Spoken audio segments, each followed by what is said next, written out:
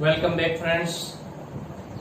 આપણે સપુષ્પી વનસ્પતિની બાહ્યાકાર વિદ્યા આ ટોપિકમાં છેલ્લે આપણે સહાયક ચક્રો વિશેની વાત એમાં પૂરી કરી હતી.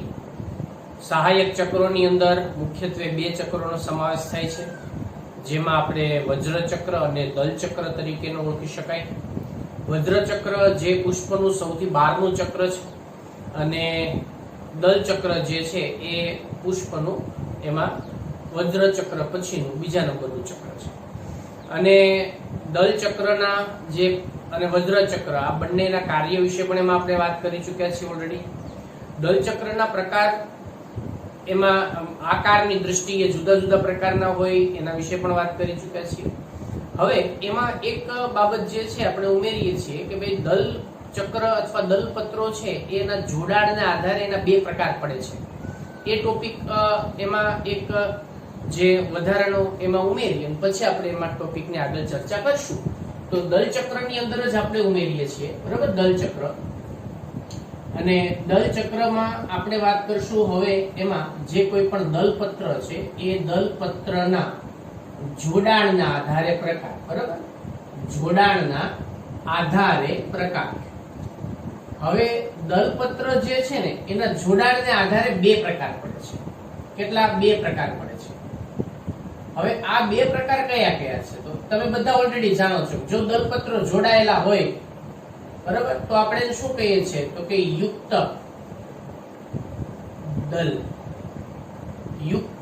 દલપત્ર.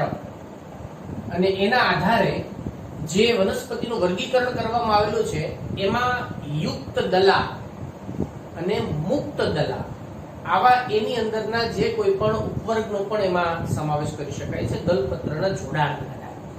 એટલે જ તો આપણે આગળ વાત કરી હતી કે વનસ્પતિના વર્ગીકરણ માટે બાહ્યાકાર વિદ્યા ખૂબ અગત્યની એમાંના એક થિયરી આપણે જેને કરી શકાય, એટલે ખૂબ અગત્યની એક બાબત બાહ્યાકાર વિદ્યા છે. તો યુક્ત દલા અને બીજો પ્રકાર જે છે એમાંનો, બરાબર, જે છે મુક્ત દલા. તો યુક્ત દલા અને મુક્ત દલા અથવા તો મુક્ત દલપત્ર, યુક્ત દલા અને મુક્ત દલા અને અદલા, બરાબર, આ જે છે એના ઉપવર્ગ ગણી શકાય આપણે, ખાસ કરીને જે એમાંની દ્વિદળી વનસ્પતિ છે એમાંના. તો અહીંયા આપણે એના જે યુક્ત દલપત્ર એટલે આપણે બધા જાણીએ છીએ યુક્ત એટલે કે દલપત્ર જે છે પુષ્પમાં દલપત્ર, પુષ્પમાં જે દલપત્ર છે એ દલપત્ર એમાં જોડાયેલા હોય છે, બરાબર, જોડાયેલા હોય છે.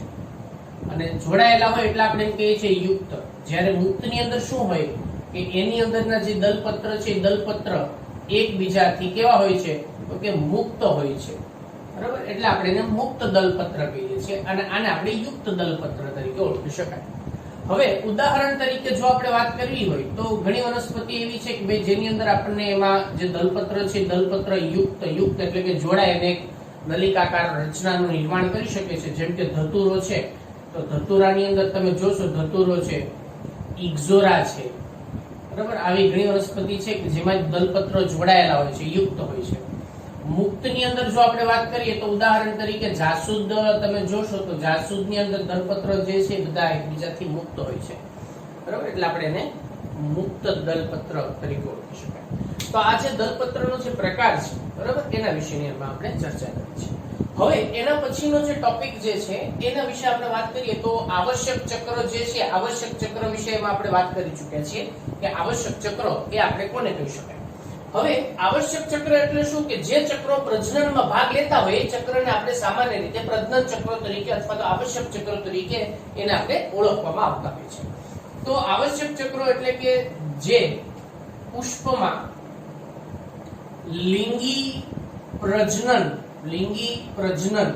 અંગ તરીકે અથવા તો લિંગી પ્રજનન અંગો તરીકે એમાં આપણને આવેલા હોય, બરાબર, આવેલા હોય તેવા જે પુષ્પ છે એને આપણે એમાં પુષ્પના તેવા જે ભાગ છે એમાં જે અંગો છે એને આપણે આવશ્યક ચક્ર તરીકે ઓળખી શકાય. આવશ્યક ચક્રમાં મુખ્યત્વે બે નો સમાવેશ થાય, એક છે પુંકેસર ચક્ર અને બીજું સ્ત્રીકેસર ચક્ર. તો એમાં સૌથી પહેલા આપણે વાત કરશું એની અંદર જે પુંકેસર છે તો એ પુંકેસર ચક્ર વિશેની આપણે એમાં વાત કરીએ. પુંકેસર ચક્ર. હવે પુંકેસર જે છે, પુંકેસર ચક્ર એ ઘણા બધા પુંકેસરોનું બનેલું આપણને એમાં જોવા મળતું હોય છે. ઘણા બધા પુંકેસરો ભેગા મળી અને એમાંથી પુંકેસર ચક્રનું નિર્માણ કરતા હોય છે, બરાબર. એટલે પુંકેસરોનો જે સમૂહ છે એ સમૂહ એટલે પુંકેસર ચક્ર તરીકે આપણે ઓળખી શકાય. અને એમાંનો જે એકમ છે એ એકમને આપણે પુંકેસર તરીકે ઓળખવામાં આવે છે. તો પુંકેસર ચક્ર એટલે તેમાં ઘણા પુંકેસર ભેગા મળી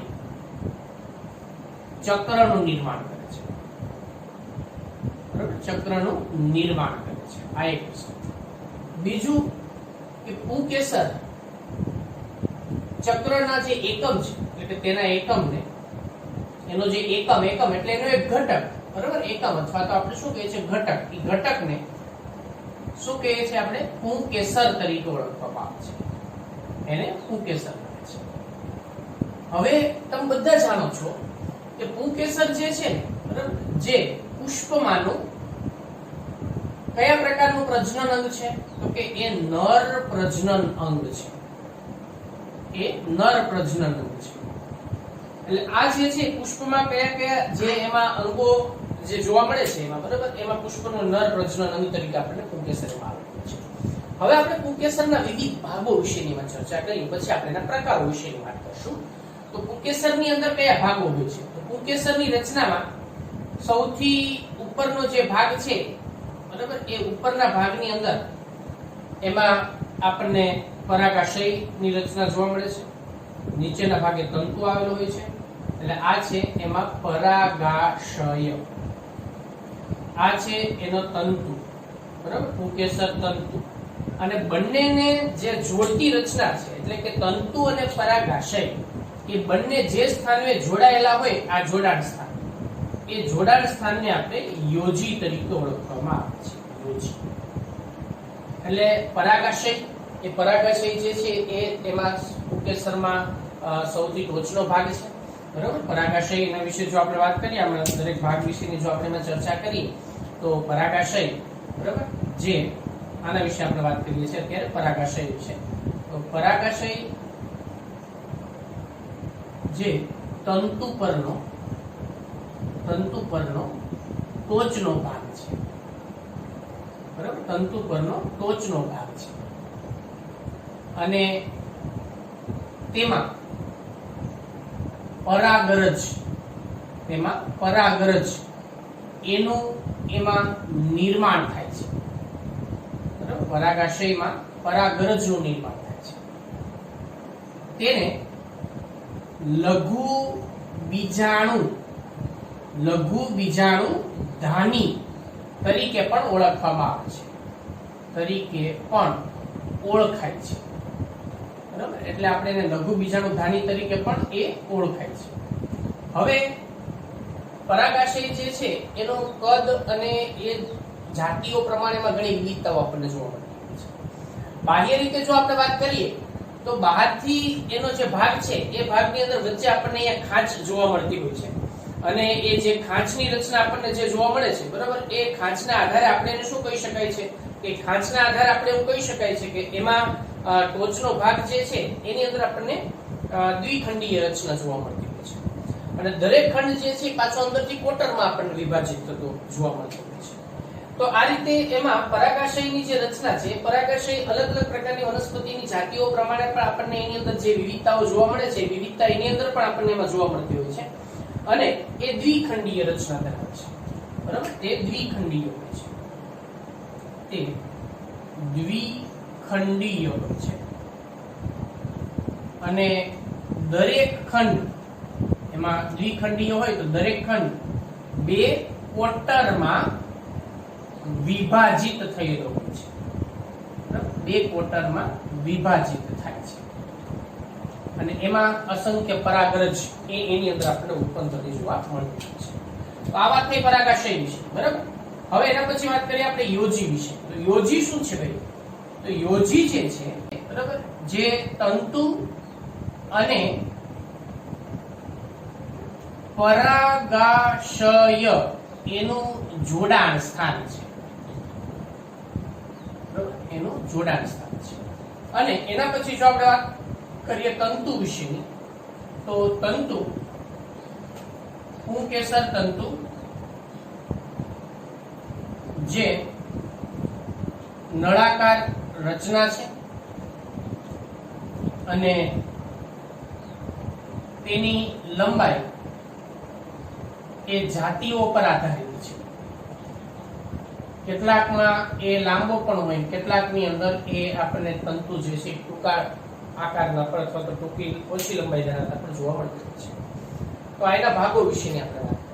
હવે આપણે વાત કરીશું એની અંદર જે પુંકેસર છે એ પુંકેસરની અંદરના પ્રકાર કેટલા કેટલા પાડી શકાય છે. હવે પુંકેસરના પ્રકાર, પુંકેસરના પ્રકાર, તો સૌથી પહેલા તો આપણે છે ને પુંકેસરના બે પ્રકાર અહીંયા મુખ્યત્વે જોઈએ. એક જેને આપણે એવું કહી શકાય ભાઈ ફળદ્રુપ પુંકેસર. ફળદ્રુપ પુંકેસર. ફળદ્રુપ પુંકેસર એટલે શું? તો જે પુંકેસર પરાગરજ ઉત્પન્ન, મતલબ જે પુંકેસરના પરાગાશયમાં પરાગરજ ઉત્પન્ન થાય એ પરાગરજને ફળદ્રુપ પુંકેસર તરીકે ઓળખી શકાય. એટલે જેના પરાગાશયમાં બરાબર પરાગરજ ઉત્પન્ન થાય તે પુંકેસરને શું કહેશું આપણે? ફળદ્રુપ પુંકેસર કહે છે. હવે બીજો પ્રકાર જે છે બરાબર એમાંનો એ છે વંધ્ય પુંકેસર. વંધ્ય પુંકેસર એટલે બધા જ પુંકેસર જે છે એ પરાગાશયમાં પરાગરજ ન ઉત્પન્ન થાય. વંધ્ય પુંકેસર એને કહેવાય કે એના પરાગાશયમાં પરાગરજ ઉત્પન્ન ન થાય. બરાબર, એટલે જેના પરાગાશયમાં પરાગરજ ઉત્પન્ન ન થાય તે પુંકેસરને શું કહેશું આપણે? વંધ્ય પુંકેસર તરીકે ઓળખીશું. હવે આપણે વાત કરીશું એના દલપત્ર સાથેના જોડાણને આધારે પ્રકાર. બરાબર, તો એના આધારે એનો આપણે જો પ્રકાર પાડીએ તો એ છે દલ લગ્ન પુંકેસર. દલ લગ્ન પુંકેસર એટલે શું?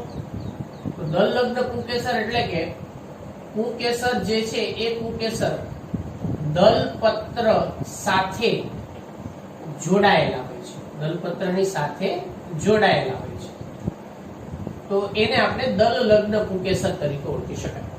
બરાબર, હવે એના પછીનો જે પ્રકાર છે ચોથો પ્રકાર, તો એ છે પરિદલ લગ્ન. પરિદલ લગ્ન એટલે શું? તો જેમ આપણે વાત કરી કે વજ્ર અને દલ એ બંનેની સંયુક્ત રચના જેને આપણે પરિદલ પત્ર તરીકે ઓળખી શકાય. તો પરિદલ લગ્ન પુંકેસર એને આપણે કહી શકાય કે જેમાં પુંકેસર જે છે એ પુંકેસર એ એના પરિદલ પત્રની સાથે જો જોડાયેલા હોય, પરિદલ પત્ર સાથે એમાં જોડાયેલા હોય, બરાબર, જોડાયેલા હોય તો એને આપણે શું કહેશું? તો કે પરિદલ લગ્ન પુંકેસર તરીકે ઓળખી શકાય. ઘણી વનસ્પતિમાં આ પ્રકારની રચના આપણને જોવા મળે છે. ઉદાહરણ તરીકે જો આપણે વાત કરવી હોય તો ઉદાહરણ તરીકે લીલીની અંદર જોવા મળે છે. બીજી એમાં ઘણી મેરેડેસી કુળની વનસ્પતિ ગુલછડી જેને આપણે કહી શકાય, ગુલછડીમાં પણ આ પ્રકારની રચના જોવા મળે છે. ગુલછડી તો એમાં દલ લગ્ન પુંકેસરનું પણ આપણે ઉદાહરણ જો વાત કરીએ તો દલ લગ્ન એ આપણને રીંગણની અંદર પણ જોવા મળે છે, ધતુરાની અંદર પણ જોવા મળે છે. ઘણી વનસ્પતિ એવી છે કે જેમાં આપણને એવા પ્રકારની રચના જોવા મળતા હોય છે. બરાબર, હવે વાત કરીએ આપણે પુંકેસરના. કેટલાક પુંકેસર એવા હોય કે જેની અંદર પુંકેસરના સમૂહ ભેગા થઈને ગુચ્છ બનાવતા હોય છે. તો એ ગુચ્છના આધારે એના પ્રકાર જે છે એના વિશેની આપણે વાત કરીએ કે એની અંદર ગુચ્છના આધારે પ્રકાર. તો ગુચ્છના આધારે એની અંદર મુખ્યત્વે 3 પ્રકાર પાડવામાં આવે છે. એક ગુચ્છી પુંકેસર, દ્વિગુચ્છી પુંકેસર અને બહુગુચ્છી પુંકેસર. બરાબર, એના 3 પ્રકાર પાડવામાં આવે છે. એક ગુચ્છી એટલે એની અંદર શું હોય કે પુંકેસરોની સંખ્યા એમાં સામાન્ય રીતે એક કરતા વધારે હોય છે, પણ બધા જ પુંકેસરો એકબીજા સાથે જોડાય અને એક ગુચ્છ બનાવે છે. આપણે કેમ કે ભાઈ પુષ્પગુચ્છ, તો એમાં એક પુષ્પ હોય તો ગુચ્છ ન કહેવાય ને, ઘણા બધા પુષ્પ ભેગા મળીને આપણે એને જો કોઈ કવર વડે ઢાંકીએ તો એનાથી જે બનતી રચના એટલે આપણે પુષ્પગુચ્છ કહીએ છીએ. એમ આની અંદર પણ ઘણા બધા પુંકેસરો ભેગા મળતા હોય છે અને એ પુંકેસરો જે છે એના વડે અથવા તો પુંકેસરો એક જે એમાંનો ધરી કે એની રચના જોવા મળે એના ઉપર આપણને એમાં ચોટેલા જોવા મળતા હોય, બરાબર, એક જ ધરી ઉપર આપણને ઉદ્ભવતા હોય એક જ ધરી ઉપરથી, તો આપણે એને એક ગુચ્છી પુંકેસર તરીકે ઓળખી શકાય. ઉદાહરણ તરીકે જો વાત કરીએ આપણે તો એમાં માત્ર પુંકેસર દર્શાવો તો એની અંદર આપણે જાસૂદનો સમાવેશ થશે. તો જાસૂદની અંદર એક ગુચ્છી પુંકેસર હોય છે, બરાબર, એટલે તેમાં જે કોઈ પણ પુંકેસરો છે એ પુંકેસરો એક ગુચ્છમાં આવેલા હોય છે, એટલે ભેગા મળી અને એક ગુચ્છ બનાવે છે. ઉદાહરણ તરીકે એમાં આપણે વાત કરીએ જાસૂદ, તો જાસૂદની અંદર જે ભાગ દેખાય છે આપણને, બરાબર, એમાં એ બધા એના પુંકેસર છે, પીળા રંગના ટપકા ઉપરના ભાગે એના સ્ત્રી કેસર એમાંથી ઉત્પન્ન થતા જોવા મળશે. આ એના પુંકેસર છે જેને આપણે એક ગુચ્છી પુંકેસર તરીકે ઓળખી શકાય. ઉદાહરણ તરીકે જાસૂદ. હવે એનો બીજો પ્રકાર, બરાબર, જેને આપણે દ્વિગુચ્છી પુંકેસર તરીકે ઓળખી શકાય. દ્વિગુચ્છી. હવે દ્વિગુચ્છી પુંકેસરમાં શું હોય કે દ્વિગુચ્છી પુંકેસરમાં હોય બે ગુચ્છ, કોઈની અંદર એક ગુચ્છમાં 3 હોય, બીજા ગુચ્છમાં 4 હોય, કોઈની અંદર એક ગુચ્છમાં 3 હોય, બીજા ગુચ્છમાં 5 હોય, બરાબર, કોઈની અંદર એક ગુચ્છમાં માત્ર એક પુંકેસર હોય, બીજા ગુચ્છમાં આપણને 9 પુંકેસર પણ જોવા મળતા હોય છે. એટલે અલગ અલગ પ્રકારની જે રચના છે એ આપણને જોવા મળે છે. એટલે આની અંદર આપણને બે ગુચ્છ એમાં આવેલા હોય છે, બરાબર, બે ગુચ્છ આવેલા હોય. ઉદાહરણ તરીકે જો આપણે એમાં વાત કરીએ તો વાલ વટાણાની અંદર જો આપણે વાત કરીએ એમાં, બરાબર, તો વાલ વટાણા આ બધાની અંદર એમાં એક પુંકેસર એકલું હોય અને પ્લસ એની અંદર બીજા 9 પુંકેસર એકબીજા સાથે જોડાઈને ગુચ્છ બનાવે. એટલે આ પ્રકારની એક પુંકેસર એકલું જ હોય જે એક ગુચ્છનું પ્રતિનિધિત્વ કરે છે અને બાકીના 9 પુંકેસરનું એક આખું ગુચ્છ, એટલે આમ બે ગુચ્છની રચના જોવા મળે છે. હવે એના પછી જે પ્રકાર છે એમાંનો, બરાબર, એ છેલ્લો પ્રકાર એનો જેને આપણે કહીએ છીએ બહુગુચ્છી. તો બહુગુચ્છીની અંદર સામાન્ય રીતે શું હોય કે એમાં એક કરતા વધારે ગુચ્છ આપણને, એટલે બે કરતા સામાન્ય રીતે વધારે ગુચ્છ એમાં જોવા મળે છે. એટલે એમાં બે કરતા, બરાબર, એમાં આપણને વધારે ગુચ્છ એમાં આવેલા હોય છે. અને ઉદાહરણ તરીકે જો આપણે એમાં વાત કરીએ તો લીંબુ છે, બરાબર, આ જ રીતે બીજો એમાં શીમળો છે. તો આની અંદર આપણને બહુગુચ્છ એટલે બે કરતા વધારે ગુચ્છ એની અંદર આપણને જોવા મળતા હોય છે. તો ગુચ્છના આધારે જે પ્રકારની આપણે વાત કરીએ છીએ, ગુચ્છના આધારે એની અંદર આ રીતે એમાં પ્રકાર જે છે એમાં પાડવામાં આવતા હોય છે. તો એમાં એક ગુચ્છી, દ્વિગુચ્છી, બહુગુચ્છી, આ બધી જ બાબતોની જે આપણે ચર્ચા કરી છે એ પુંકેસર એટલે એમાંનો નર પ્રજનન અંગ જે છે એના વિશેની વાત થઈ, બરાબર, કે નર પ્રજનન અંગના અને એના અલગ અલગ પ્રકાર કયા છે. હવે આવશ્યક ચક્રની અંદર આપણે બીજું ચક્ર જે છે એના વિશેની હવે એમાં આપણે ચર્ચા કરી. તો આવશ્યક ચક્રમાં બીજું ચક્ર જેને આપણે સ્ત્રી કેસર ચક્ર તરીકે ઓળખી શકાય. અને સ્ત્રી કેસર ચક્રના જે જુદા જુદા ભાગો છે એના વિશે પણ આપણે એમાં વાત કરીએ અને એના જે અલગ અલગ જે પ્રકાર છે, બરાબર, એના વિશે પણ એમાં આપણે ચર્ચા કરીએ. આપણે વાત કરી કે સ્ત્રી કેસર એ પુષ્પનું સૌથી અંદરનું ચક્ર છે, બરાબર, અને સ્ત્રી કેસર જે છે એ માદા પ્રજનન અંગ તરીકે આપણને જોવા મળે છે એમાં, અને પુંકેસર જે છે નર પ્રજનન અંગ તરીકે એમાં આપણને આવેલું જોવા મળે છે, બરાબર. તો હવે એના પછી આપણે આવશ્યક ચક્રમાં વાત કરીએ છીએ ચોથા નંબરનું ચક્ર અને એ છે સ્ત્રી કેસર ચક્ર. તો પુષ્પનું સૌથી અંદરનું ચક્ર જે છે એને આપણે સ્ત્રી કેસર ચક્ર તરીકે ઓળખી શકાય, બરાબર, અને ગાયનોસિયમ તરીકે આપણે અંગ્રેજીમાં ઓળખી શકાય. હવે જે પુષ્પનું સૌથી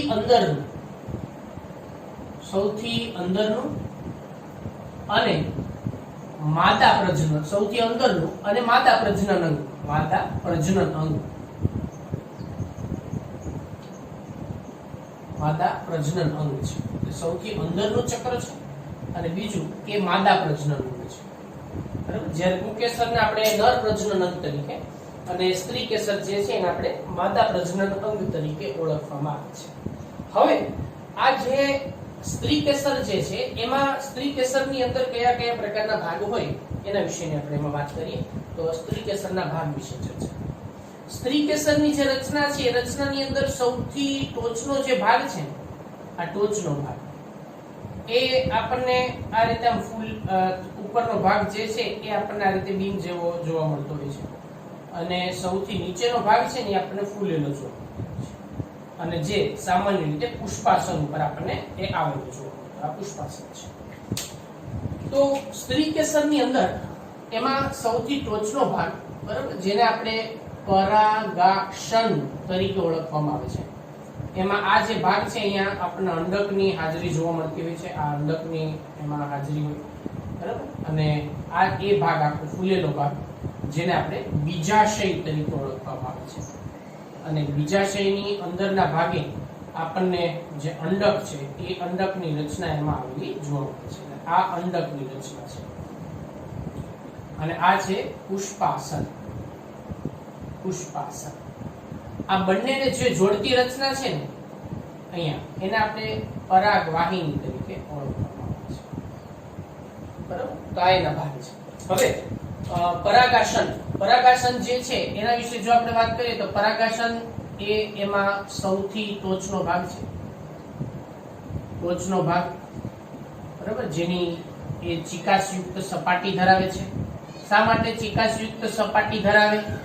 કારણ કે એનું કામ શું છે, એ પરાગરજ જે છે ને, બરાબર, એ પરાગરજનું સ્થાપન કરે છે. શેના માટે સ્થાપન કરે છે? પરાગનયનની પ્રક્રિયા જ્યારે થાય ને એના ઉપર સ્થાપન કરવાનું કામ કરે છે. હવે બીજું આપણે વાત કરીએ બીજાશય. તો નીચેના ફૂલેલા ભાગને બીજાશય કહે છે. બીજાશય કહે છે. અને તેમાં, બરાબર, તેમાં અંડક આવેલું હોય છે. એટલે આ સ્ત્રી કેસર જે છે એ સ્ત્રી કેસરની અંદર આ ઉપરનો નીચેનો બે ભાગ થયા. હવે વચ્ચેનો ભાગ છે પરાગવાહી, બરાબર. તો પરાગાશન અને બીજાશય ને જોડતી નલિકામય જે રચના છે એ નલિકામય રચના, જેને આપણે પરાગવાહિની તરીકે ઓળખવામાં આવે છે, બરાબર. એટલે પરાગાશન જે છે એ એનું મુખ્ય કાર્ય એ છે કે જ્યારે પરાગરજ પરાગનયનની પ્રક્રિયા દરમિયાન જ્યારે આવે ત્યારે એ પરાગાશન ઉપર એનું સ્થાપન થાય. એમાંથી પોષણ મેળવે, પછી અંકુરણ પામી નલિકાનું નિર્માણ કરે. પરાગ નલિકા ધીમે ધીમે અંદર આવે, પછી આ બીજાશય અને આ ભાગમાં જે અંડક આવેલું છે એ અંડકને ફલનની પ્રક્રિયામાં નરજન્યુ દ્વારા ફલન ક્રિયામાં ભાગ લેતા હોય છે. તો સ્ત્રી કેસર ચક્ર એ સ્ત્રી કેસર ચક્રના આ ભાગ થયા, બરાબર. સ્ત્રી કેસર એમાંનું જે એકમ છે, ખાસ એના વિશે પણ વાત કરીએ કે તેના એકમને શું કહે છે આપણે? સ્ત્રી કેસર કહે છે.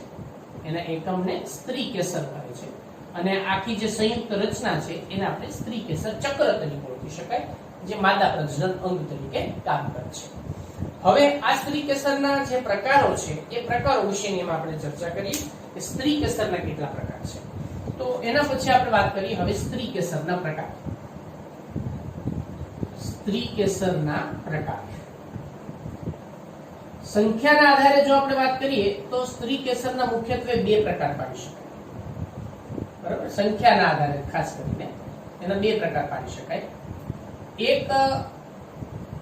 એક જ સ્ત્રી કેસર હોય એક પુષ્પમાં તો એને એક સ્ત્રી કેસરીય સ્ત્રી કેસર તરીકે ઓળખવામાં આવે છે.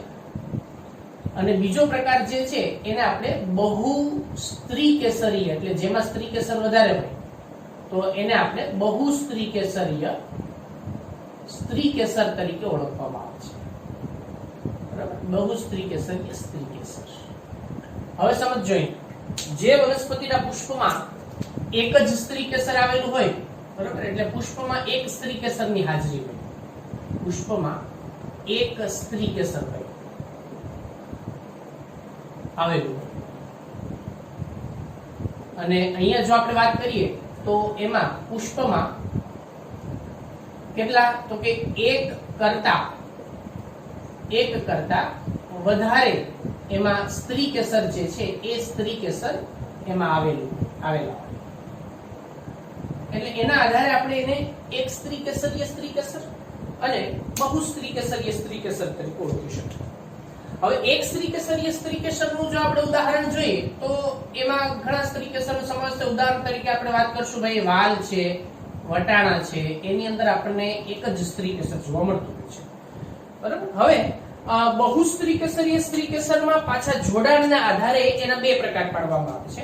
કોના? બહુ સ્ત્રી કેસરીય સ્ત્રી કેસરના બરાબર જોડાણના આધારે પ્રકાર.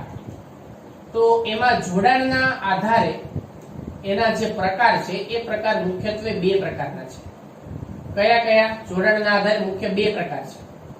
એક જેને આપણે એવું કહી શકાય ભાઈ યુક્ત બહુ સ્ત્રી કેસરીય સ્ત્રી કેસર, યુક્ત બહુ સ્ત્રી કેસરીય સ્ત્રી કેસર, અને બીજો પ્રકાર થશે એમાં મુક્ત બહુ સ્ત્રી કેસરીય સ્ત્રી કેસર. બરાબર. જો આ શોર્ટ ફોર્મ લખ્યા છે, ખાસ યાદ રાખજો, એમાં કઈ ઊંધો અર્થ ન લેતા પાછા.